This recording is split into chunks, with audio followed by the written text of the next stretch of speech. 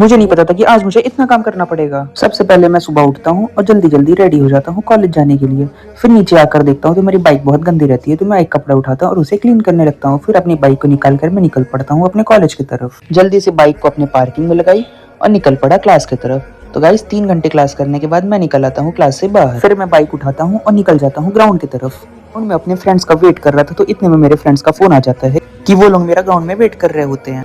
थोड़ी देर तक उन दोनों के साथ गाड़ी में बैठकर मैं निकल पड़ता हूँ अपने डिपार्टमेंट की तरफ। फिर हम 3 लोग एक ही बाइक पर बैठकर निकल पड़े और उस टाइम मेरी बाइक भी सोच रही होगी भाई बाइक हूँ बस नहीं। फिर उन दोनों को छोड़कर मैं निकल पड़ता हूँ अपने घर के लिए। फिर असर का टाइम हो जाता है तो मैं चला जाता हूँ नमाज पढ़ने। नमाज पढ़कर आता हूँ तो देखता हूँ मेरी बाइक बहुत गंदी रहती है, तो मैं अपनी बाइक को क्लीन करने लगता हूँ। मैंने आज से पहले अपनी लाइफ में कभी इस तरह से बाइक को क्लीन नहीं किया। पहले पानी से वॉश किया, फिर उसके बाद शैम्पू लगाया, बाइक एकदम चमकने लग जाती है मेरी।